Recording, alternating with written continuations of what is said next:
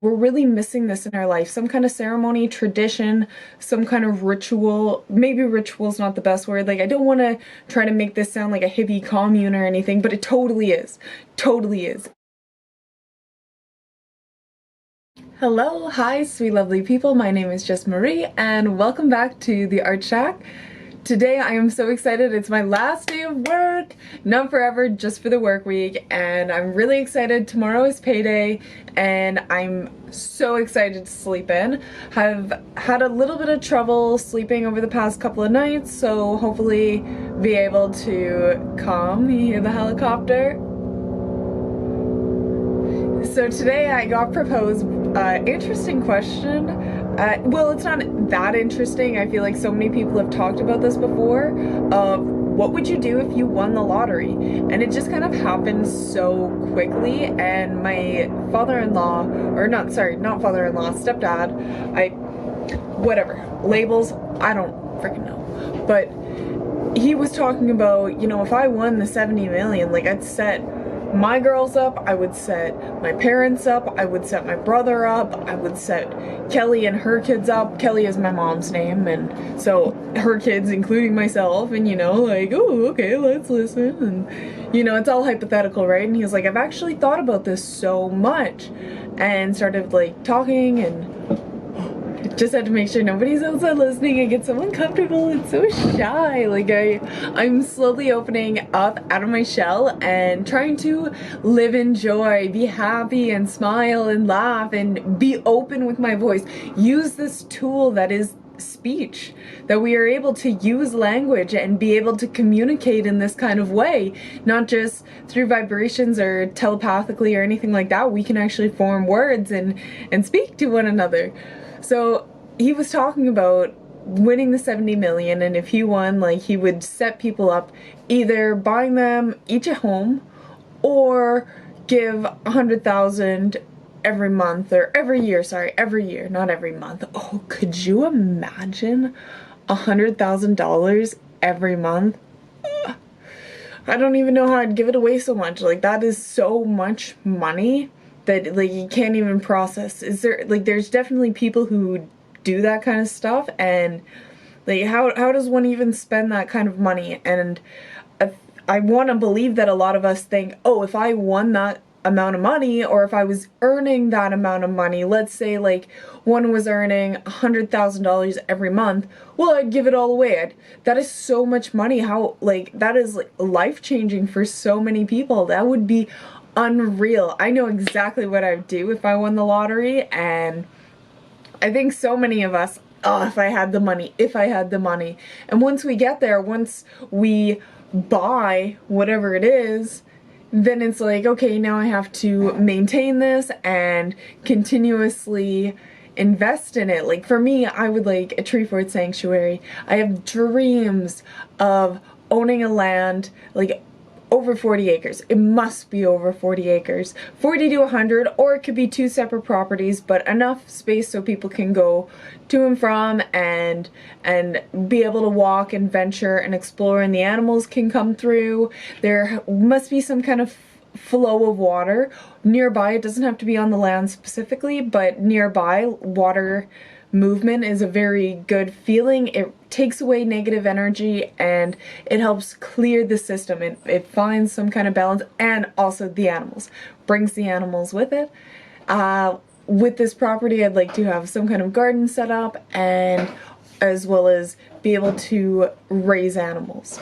Raising animals is a huge thing for me. I want to be able to have land to provide for animals and give animals the love that they need, so when they do end up being used for meat, they're filled with this love. They're not filled with fear and sadness and seeing the same thing over and over. They actually feel love and feel connection and feel warmth. And then that way, when they're slaughtered, that energy is then eaten, it's consumed. It's a humane way and a sustainable way. The way we do factory farming is bizarre. It's so weird, but it is what it is. Different topic.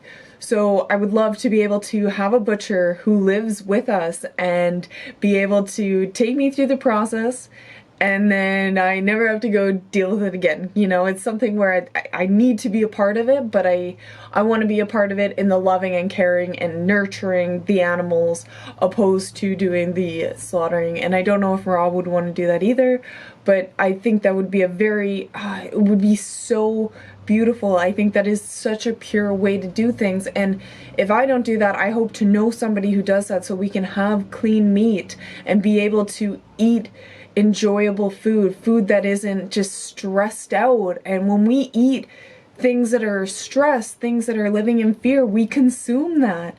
It's something that it's this transfer of energy. And like, it could be pseudoscience for whatever people believe, but there is such thing as transfer of energy.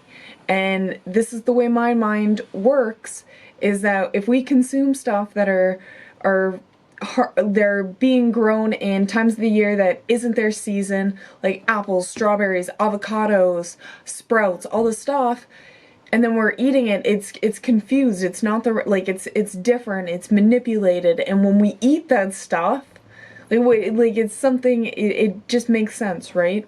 And it's very difficult also too to be able to afford to have products like this.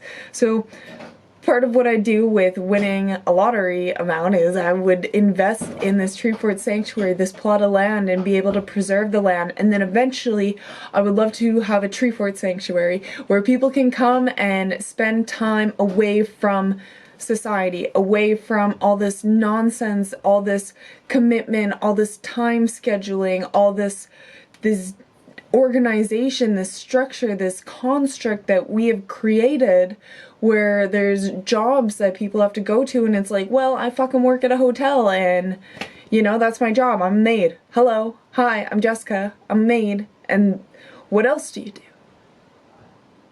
You know how often I get that? Like, well, what are you passionate about? Well, that's a really good question. What do you like to do in your free time? And people, I can assume when they take the time to think about it, they don't want to admit the things they actually do. You know, watch Netflix, watch YouTube, smoke, eat, do all this shit that isn't the best. And it's like, well, I'm not doing enough. I don't know what to tell her. Like, she's asking me this kind of question. And it's just, it's kind of like that. I would like to create a place where there's an artist space, there's a music space, where somebody who has never tried pottery before, hey, we have a wheel, we have a kiln. If you want to try pottery and work with your hands, like, who knows, maybe you love doing that. Maybe that's your thing, and your little niche, and that brings you peace, that brings you joy. Maybe that's what you need. And Rob, I would love for Rob to be able to have some kind of recording space and to have all these instruments that people can come and play, and it's not just the standard drums, guitar, bass. You know, you get a lot of guitar players, a lot of drummers, but what about like a sitar, or like just I can't think of any musical instruments right now, but just different instruments that people are able to play, different styles of drums, little hand drums, little djembes, or whatever, you know, like to have a space where people can create, have a big fire area where people can go and sing around the fire and burn things that I don't need this anymore. This is causing me a lot of stress. Fire is a natural earth element, and it's something that can just, it'll disintegrate. Be able to sing around the fire and just shake off any of that negative energy. And you know, I've actually never burned stuff before. I've seen it in movies and so on, but maybe one day. I don't have anything I'd burn. I just get rid of it. I'd give it to somebody else. Here, I don't need this, I don't need it in my life. Yeah, get rid of it. But some kind of ceremony, I think ceremony, we're really missing this in our life. Some kind of ceremony, tradition, some kind of ritual. Maybe ritual's not the best word. Like, I don't want to try to make this sound like a hippie commune or anything, but it totally is. Totally is. If I try to avoid the word hippie, I don't want to be called that, but you know, it's part of my nature. I like it. I like the lifestyle. I think it's fun. But I want to be smart about it. I don't want to be all on psychedelics, just thinking of all this joy, thinking about the good vibrations, and it's like, dude, you're not doing anything. You're just trying to create peace, and like, you're not doing anything. I would love to be able to create this space. Oh, so I mentioned the tree forts. So I think even before the tree forts, I would like to get a freight train, like a couple freights, like 7, and have those all as homes. Be able to insulate them, have the proper heating, have them all different little themes. Grandma was telling me the story of when she went down to San Francisco one time with a friend, and when they went to the house, they went to her aunt's house, and they're just like, hey, we're in the area, and her aunt's like, oh yeah, come on over. And all the rooms were different themes. And I was like, oh my gosh, that is amazing, because you never know what kind of mood you're going to be in. So all the different freights, I would love them all to be a different theme. And so when people, would be able to host a big family dinner and be like, hey, everybody come over. We have a space for it. We have area where the children can run, for the dogs, the animals. Bring your dogs, bring your cats, like do what you need. Like come visit, come spend some time. Having a place where it's not like a couch or a little like spare bedroom kind of thing where it's like, oh, there's a bunch of extra stuff, sorry. Like they can have their own space, a little coffee maker or French press, whatever they need. That would be so beautiful. I want that so bad. This community, this place where people can come and visit, where our friends can come and visit, where we can host. I would love to be a host. That would be so much fun, to be able to bake a bunch of hors d'oeuvres and treats and try gluten-free and vegan stuff. Like I think that's so fun. And then I love how Sgt. Pepper's is right here. I would love to host a Sgt. Pepper's party where we invite all people who are part of the Sgt. Pepper's Club, and everybody would have their invitation with a little like invite. I love that. And also we talked about having, oh, sorry Beatles. It's okay.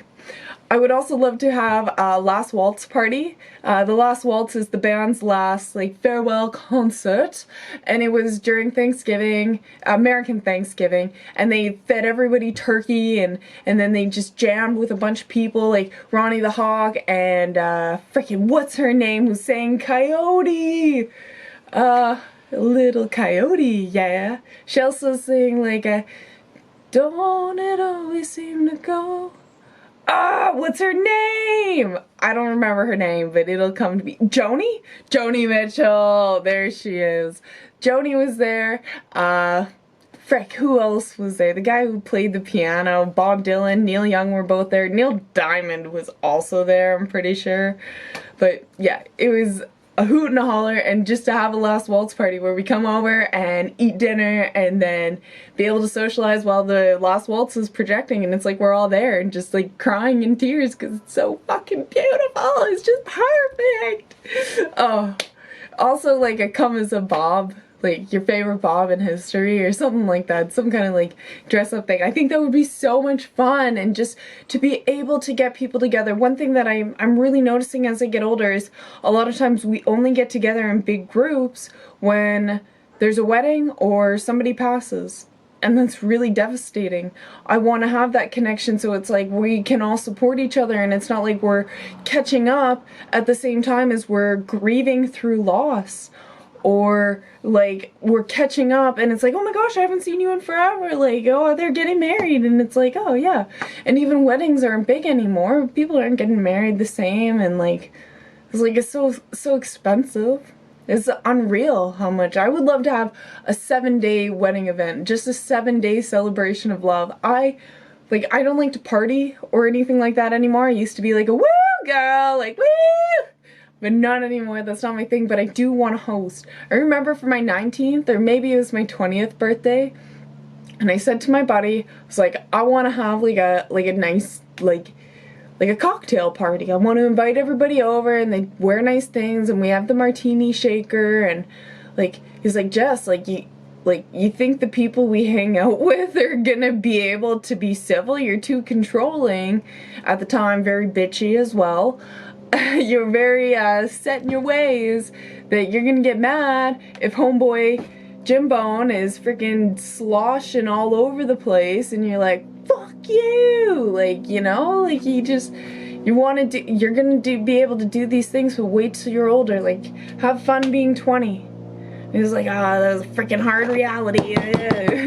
So now I'm almost 23, another month, and then I will be out of my 22 when I'm 22.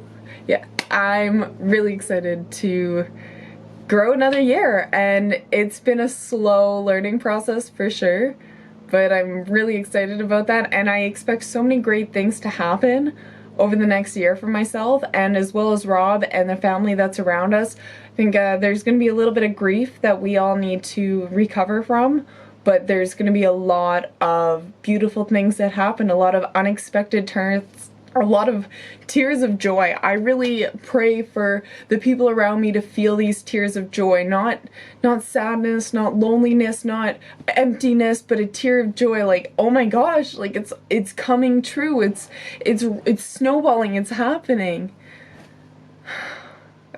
Wait for that day. I'm so excited for the future, and I'm doing my best to live in the present. Manifest things and plant the little seeds, grow your garden.